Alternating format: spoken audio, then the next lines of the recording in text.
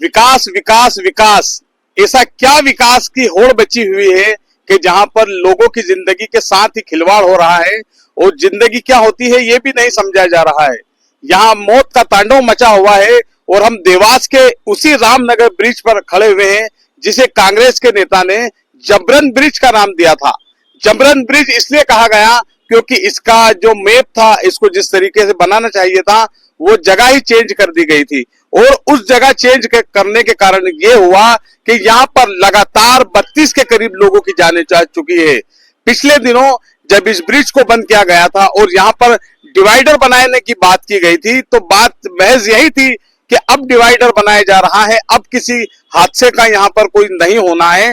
लेकिन हादसों के बाद फिर दोबारा जिस क्षेत्र में ये ब्रिज बना है, जवाहर नगर क्षेत्र में, यहाँ की रहने वाली एक 20 वर्षीय रीना ठाकुर जो कि एमबीबीएस की चौथे वर्ष की छात्रा थी, 4 साल उसके माँ बाप ने, एक मध्यम वर्गीय परिवार ने किस तरीके से, मैं बताना चाहूंगा कि जब बच्चा हमारा जब पहली से लेकर 12वीं तक जब पढ़ता है तो उसी दौरान हम लोगों को पसीना आ जाते हैं। ऐसे में एक बच्ची को जब कोई एमबीबीएस या बड़ी जो डिग्री दिलवाता है तो किस तरीके से वो परिवार जूझता होगा। लेकिन एक सामान्य परिवार में पड़ी रीना का एकाएक यहाँ पर हादसा हुआ। इसी चौराहे पर घर से कुछ दूरी पर ही जवाहर नगर में ही उसको होली का दिन था और उसने दम तोड़ दिया। 10 मार्च को वो दुर्घटनाग्रस्त हुई थी और उसने अपने 14 मार्च को उसकी मौत हो गई। लेकिन ये जो ब्रिज पर सवाल हमेशा इसलिए उठ रहे हैं कि इस ब्रिज को जो बनाना था भोपाल चौराहे से लेकर, लेकिन इसकी जगह बदल दी गई और इसे यहाँ पर रामनगर से उठाया गया। लेकिन जब ब्रिज की जो जगह जहां पर ज्यादा भीड़ भाड़ थी उस भीड़ की जगह पर इसको ब्रिज को ना बनाना ये कहां तक उचित रहा। बार बार शहर के लोग इस ब्रिज को हटाने को लेकर, इसकी जगह बदलने को लेकर हमेशा कहीं ना कहीं तकरार में रहे और बात करते रहे। लेकिन ब्रिज जो था अभी तक 32 लोगों की जानें ले चुका है।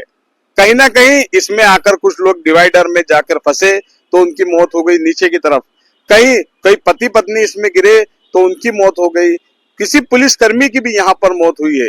तो रीना ठाकुर जैसी एक होनहार छात्रा की भी यहाँ पर ब्रिज के नीचे मौत हुई है। हालांकि दुर्घटनाएं कभी रोकी नहीं जा सकती है, लेकिन दुर्घटनाओं को रोकने के लिए जब इस ब्रिज का निर्माण किया गया तो आखिर ब्रिज के निर्माण के बावजूद भी दुर्घटनाएं इस ब्रिज की वजह से ही ज्यादातर शहर में हुई है।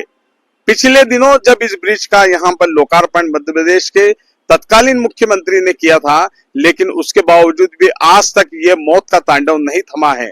यहाँ पर मैं चाहूंगा हमारे साथी दिखाएं कि किस तरीके से यहाँ पर ये बीच में डिवाइडर बनाए गए हैं और डिवाइडर बनाने की भी इसीलिए जिद थी कि लोगों का ये कहना था कि इस ब्रिज के बीच में डिवाइडर बनाए जाएंगे तो कहीं ना कहीं इस पर ब्रिज पर होने वाली दुर्घटनाएं कम हो जाएंगी।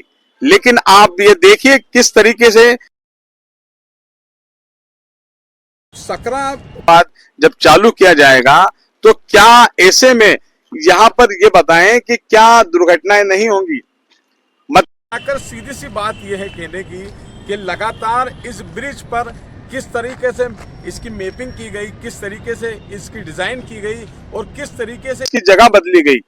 क्या हमेशा लगातार इस तरीके से ब्रिज निर्माण की जो व्यवस्थाएं जो देखने वाले जो नगरीय प्रशासन के साथ साथ जो भी व्यवस्थापक जो लोग होते हैं, क्या लोक निर्माण विभाग या अन्य विभाग या सेंट्रल गवर्नमेंट या राज्य सरकारें क्या इन चीज को और ध्यान नहीं देती हैं कि किस तरीके से जो हो रही दुर्घटनाएं उन्हें रोका जा सके। लेकिन सबसे बड़ा एक जो मामला हमेशा यही निकल कर आ रहा है कि इस ब्रिज के कारण कई मौत हो चुकी है।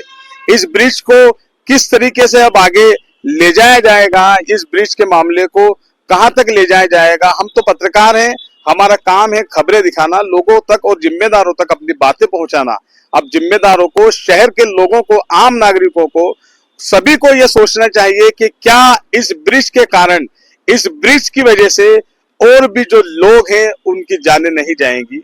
मेरे साथी पत्रकार मुर्तजा सैफी के साथ में नमस्कार।